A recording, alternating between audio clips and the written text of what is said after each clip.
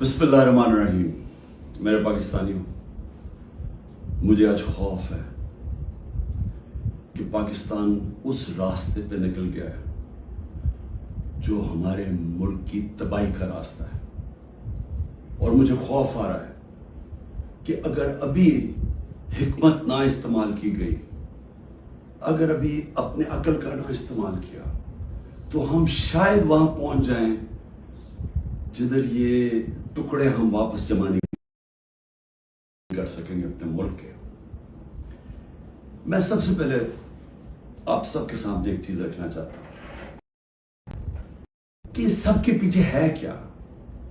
یہ جو ایک سال سے ایک افراتفری ملک میں مچی ہوئی ہے، ایک پورا زور لگا ہوا ہے کہ کسی نہ کسی طرح عمران خان کا راستہ بند کیا جائے کہ یہ ملک کے لیے بہت برا ہے، اس کو نہیں آنے دینا چاہیے. اگر الیکشن بھی نہ ہو، آئین بھی ٹوٹ جائے، کوئی سپریم کورٹ کو بھی ذلیل کیا جائے، لیکن اس کو نہیں آنے دینا.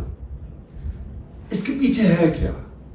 میں ذرا آپ کو پہلے یہ گراف دکھا دوں. یہ جو آپ کے سامنے یہ ذرا گراف دیکھیں، یہ ہے سروے کا رزلٹ. یہ سروے کا رزلٹ میں یہ ذرا ادھر دیکھ لیں کہ 70% اس وقت تحریک انصاف کی مقبولیت ہے پاکستان میں. باقی ساری پارٹیز کی ملا کے بھی تو جو مقبولیت ہے، ان سب کو اب خوف ہے کہ الیکشن اگر آ گئے تو یہ ہار جائیں گے. اب یہ پی ڈی ایم کی جماعتوں نے تب سے فیصلہ کیا ہوا ہے کہ الیکشن بھی نہیں لڑنا، کیونکہ الیکشن اگر ہو گیا تو عمران خان آ جائے گا، اور اگر عمران خان آ گیا تو ان کو یہ نہیں فکر کہ ملک کو اچھا ہوگا یا برا ہوگا. ان کو فکر یہ ہے کہ انہوں نے اربوں روپے کے اپنے کرپشن کے کیس معاف کروا لیے. اور ان کو ڈر یہ لگا ہوا ہے کہ جو 30 سال سے محنت سے انہوں نے پیسہ چوری کا اکٹھا کر کے باہر رکھا ہوا ہے، کسی طرح اس پیسے کے اوپر یعنی وہ محفوظ رہے. اور خطرہ عمران خان سے ہے کیونکہ باقی تو سب ملے ہوئے ہیں. اب اس کی وجہ سے یہ سارا ملک تباہی کے راستے پہ جا رہا ہے کہ صرف اس خوف سے کہ ہمارا آپ کے پیسہ نہ یا کہ این آر او نہ واپس لے لے، بس یہ وجہ ہے کہ یہ آمنے سامنا کھڑا کر رہے ہیں ملک کی سب سے بڑی جماعت اور ملک کی فوج. اور یہ کامیابی سے یہ کر رہے ہیں کیونکہ یہ پرانے 30 سال کے پرانے سیاستدان ہیں. یہ جا کے وہاں ڈراتے ہیں ان کو کہ سر وہ آپ کو ہٹا دے گا آ کے. میں بار بار کہہ بیٹھا ہوں کہ میں اداروں کے اندر انٹرفیئر نہیں کرتا، میں کہہ بیٹھا ہوں، بار بار پیغام پہنچا بیٹھا ہوں، لیکن وہاں سے ڈراتے ہیں جی آ کے ہٹا دے گا آپ کو، فوج میں انٹرفیئر کرے گا. اگر انٹرفیئر کرنا ہوتا، جب مجھے پتا تھا کہ پچھلا آرمی چیف میرے خلاف سازش کر رہا تھا، آخری مہینوں میں مجھے آئی بی کی ساری رپورٹ تھی، تب میں اسے ہٹا دیتا. کیونکہ میں نہیں چاہتا تھا کہ ایک ادارہ جو کہ بچا ہوا ہے، باقی اداروں کو تو انٹرفیئر کر کے ہم نے تباہ کر دیا ہے، میں یہ نہیں چاہتا تھا وہ تباہ. اور میں آج ذرا پہلے تو یہ پی ڈی ایم کے اوپر بعد میں آتا ہوں، میں ذرا فوج کے اوپر بات کر رہا ہوں. دیکھیں، میں نے ساری دنیا میں اپنی فوج کا کیوں دفاع کیا؟ کیونکہ میرا تو انٹرنیشنل تھا، میری تو آواز باہر جاتی تھی. جب بھی کچھ ہوتا تھا، خاص طور پہ وار آن ٹیرر میں، تو جب پاکستانی فوج کو دوگلا کہا جاتا تھا، برا بھلا کہا جاتا تھا، تو میں ایس نون فیس تھا. تو مجھے یہ C N N, B B C کتنے میرے انٹرویوز کیے. آپ میرے سارے باہر انٹرویوز سنے. جس طرح میں نے اپنی فوج کا دفاع کیا، اس کو ڈیفینڈ کیا، مجھے ایک اور پاکستانی بتائیں جس نے انٹرنیشنل میڈیا پہ کیا. یہاں تو خیر ہم کہیں یہاں تو کوئی مسئلہ نہیں ہے، باہر جدھر پوری ایک باہر کی لابیز بیٹھی ہوئی ہیں جو چاہتے ہیں کہ پاکستان کی فوج کمزور ہو، انہوں نے پوری کیمپین چلائی ہوئی تھی.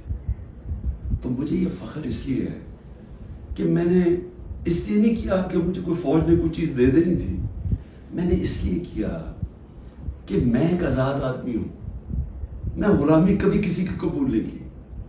مجھے جتنی مجھے دعوتیں تھیں کہ باہر رہ لو، جتنے میرے کنیکشنز تھے، جتنا مجھے عزت ملتی تھی، برطانیہ کی میں بات کر رہا ہوں، میں نے تو کبھی نہیں سوچا کہ میں اپنے ملک کے علاوہ کہیں رہ سکتا ہوں۔ میں ہمیشہ اس چیز کا جیسے جب بڑا ہو رہا تھا چاہتا تھا کہ کبھی ہم وہ غلامی نہ کریں جو میرے ماں باپ کی، ہمارے بڑوں نے کی تھی، انگریز کی غلامی۔ یہ میرے بچپن میں میرے سے تھا، میں نے کبھی کسی کی غلامی نہیں کی۔ لا الہ الا اللہ، کسی انسان کے سامنے میں نہیں آج تک جھکا۔ تو میں سمجھتا تھا کہ کسی اور باہر کے ملک میں رہنا، میں جو مرضی کر لوں، میں سیکنڈ کلاس سٹیزن ہوں، وہ میرا ملک تو نہیں ہے۔ میرا ہمیشہ یہی تھا کہ میں پاکستان، پولیٹکس میں بھی آیا، جس آدمی کو ضرورت ہی نہیں تھی پولیٹکس، اللہ نے سب کچھ دے چکا تھا۔ کون مجھے ایک آدمی بتائیں جس کو سب کچھ ہو، وہ اپنی زندگی کے 22 سال لگاتا ہے کسی چیز پہ، قربانیاں دیتا ہے، یعنی اپنی فیملی کی، کون آدمی کرتا ہے؟ کیونکہ میرا اور کوئی گھر نہیں تھا، میں نے کبھی نہیں سوچا پاکستان کے علاوہ کہیں رہنا، تو اس لیے میں ہمیشہ یہ ذہن میں ڈال کے بیٹھا تھا کہ اگر ہماری فوج مضبوط نہ ہو، اور میری سٹیٹمنٹ سن لیں، میں پرائم منسٹر تھا، میں نے کہا کہ اگر فوج کمزور ہوئی تو ہمارا وہی حال ہوگا جو مسلمان ملکوں کا ہے۔ اٹھا کے دیکھیں نا، اوپر سے لے کے نیچے تک، لیبیا، سیریا، صومالیہ، پھر افغانستان سے جو ہوا، عراق سے جو، سارے ملک تباہ ہوئے جو اپنی دفاع نہیں کر سکتے تھے۔ ہمیں فخر تھا کہ ہماری سب سے مضبوط فوج ہے۔ تو جب بھی، پہلے میں واضح کر دوں کہ میں کبھی اپنی فوج کی تنقید کرتا ہوں تو جس طرح میں اپنے بچوں کی تنقید کرتا ہوں اصلاحات کرنے کے لیے، کیونکہ اگر فوج کو میں کمزور کروں گا تو میں اپنے آپ کو کمزور کروں گا۔ اور یہ جو پی ڈی ایم کوشش کر رہی ہے، اور کامیابی سے، کہ کسی طرح آمنے سامنے ہو جائے پاکستانی فوج کا اور تحریک انصاف کا، تو کون اپنی فوج سے لڑنا چاہتا ہے؟ مجھے یہ ابھی سمجھ نہیں آ رہی کہ اس میں جیتے گا کون؟ اس پہ ان پی ڈی ایم کو تو کوئی فرق نہیں پڑے گا۔ یہ جب میمو گیٹ میں امریکہ کو کہہ رہا تھا زرداری کہ جناب مجھے اپنی فوج سے بچا لو، اس کے پیسے باہر پڑے ہوئے ہیں۔ جب نواز شریف انڈین لابی کو اور اسرائیل لابی کو اپنے ساتھ ملانا چاہتا تھا، اپنی فوج کو کہہ رہا تھا کہ دہشت گردی میں ملوث ہے، اس کے پیسے اربوں ڈالر باہر پڑا ہوا ہے۔ وہ جب ہوتا ہے موقع باہر بھاگ جاتے ہیں۔ تو میرا تو کوئی باہر نہیں جانا۔ تو میں اس لیے آج یہ کہنا چاہتا ہوں کہ یہ لوگ کامیابی سے وہ کام کر رہے ہیں جو میری آنکھوں کے سامنے ایسٹ پاکستان میں ہوا تھا۔ میں نے وہ دیکھا ہوا ہے ایسٹ پاکستان میں کیا ہوا تھا۔ سب سے بڑی پارٹی تھی، مجھے بران الیکشن جیت گیا، فوج نے الیکشن کروایا، اور صاف اور شفاف ترین پاکستان کی تاریخ کا الیکشن تھا۔ کس نے تسلیم نہیں کیا؟ اس میں کوئی شک نہیں کہ فوجی لیڈرشپ کی قصور تھا، لیکن وہ آدمی جو چاہتا تھا کہ میں پرائم منسٹر بن جاؤں، اس کا بہت بڑا ہاتھ تھا۔ وہ کہتا ہے میں مانتا ہوں مجیب الرحمان کو، پاکستان نہ ٹوٹتا۔ اس نے پوری پلاننگ کی اپنی ذات کے لیے، اس نے پاکستانی فوج کو لڑا دیا سب سے بڑی پارٹی سے، ملک ٹوٹ گیا۔ آج وہی ہو رہا ہے، یہ پی ڈی ایم لڑا رہی ہے جان کے، یہ جو کیسز بن رہے ہیں کہ جی ملٹری کورٹ میں کیس کر دو، آرمی ایکٹ سے کیس کر دو۔ کبھی آج تک ایسا ہوا ہے کہ نہ آپ نے کوئی تحقیقات کی، نہ کوئی انڈیپینڈنٹ انکوائری ہوئی، نہ پتہ چلا کہ یہ اس کے پیچھے کون تھا، اور ایک دم جج، جوری اور ایکسیکیوشن فیصلہ ہو گیا کہ جی تحریک انصاف دہشت گرد جماعت ہے، اور پکڑ دکڑ شروع ہو گئی۔ 7,500 کارکنوں کو پکڑ لیا ہے، اس میں عورتوں کو پکڑ لیا ہے، کبھی اس ملک میں ہوا ہی نہیں ہے۔ یعنی جس طرح عورتوں سے بدتمیزی ہوئی ہے، یہ کب ہوا ہے یہاں اس ملک میں؟ اور پھر یعنی گھروں میں جانا رات کو، سارا گھر توڑ دینا، عورتوں سے دھکے دے رہے ہیں عورتوں کو۔ شیریہ رفیدی کی بیوی کو بھی ساتھ پکڑ کے لے گئے، پھر ایک جگہ سے چھٹی ہے شیرین مزاری، دوسری جگہ پکڑ لیتے ہیں۔ یعنی یہ کیا ہو رہا ہے؟ یہ تو اپنے ملک میں نفرتیں پھیلائی جا رہی ہیں. یہ تو جان کی ایسے مجھے لگ رہا ہے کہ میں کوئی خواب دیکھ رہا ہوں, گھنونا خواب, جس کے اندر ایک ملک کی تباہی دیکھ رہا ہوں سامنے.